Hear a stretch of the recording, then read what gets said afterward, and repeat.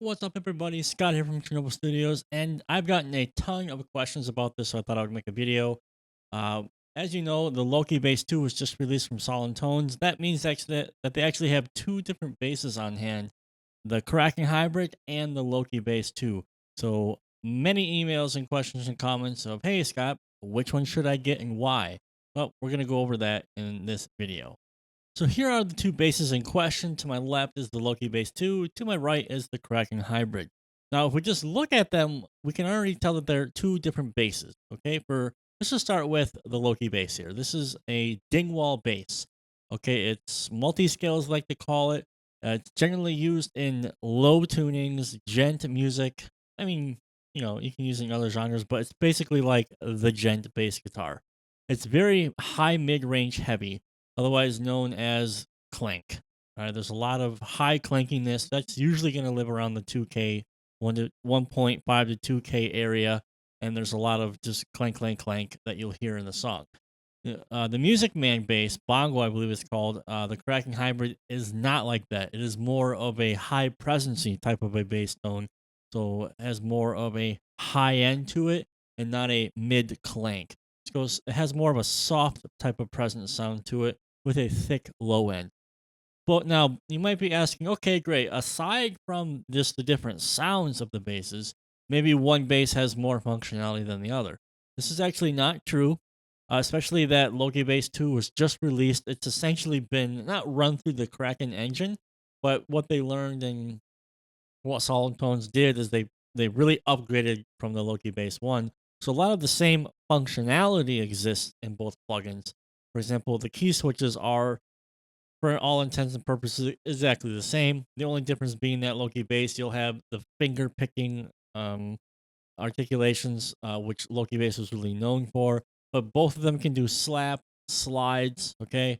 We can change a lot of parameters now on both of these instruments, the bends, the human error, how much human error we want.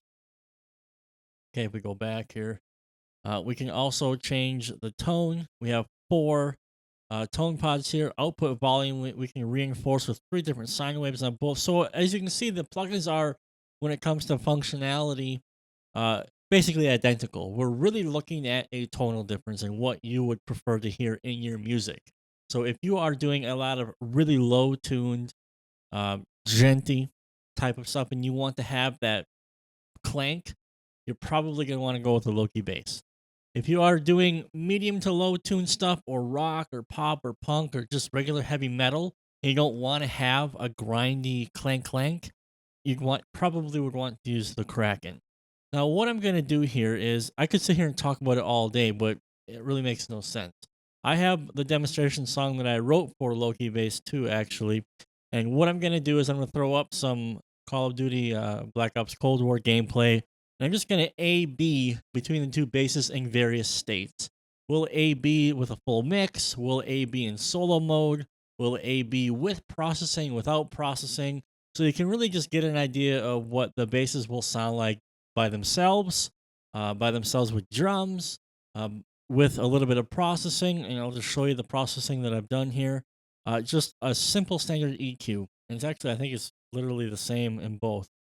Yeah, so with the Kraken, I boosted the high end a little bit, and with the Loki bass, I did nothing but just a little bit more of a mid cut.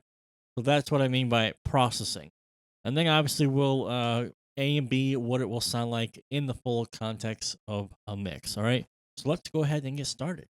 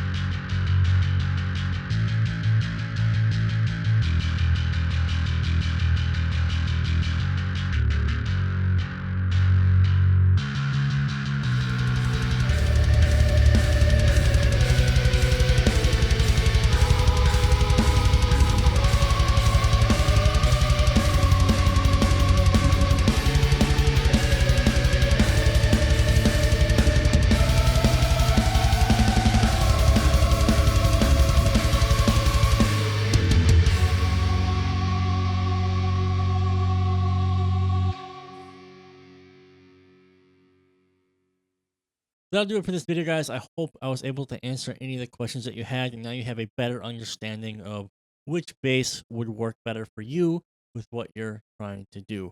So please leave a comment, like, subscribe, hit the bell notification. I don't know. I mean, anything that you need to do to make sure that you get a notification when I put a new video up, right? That'd be greatly appreciated.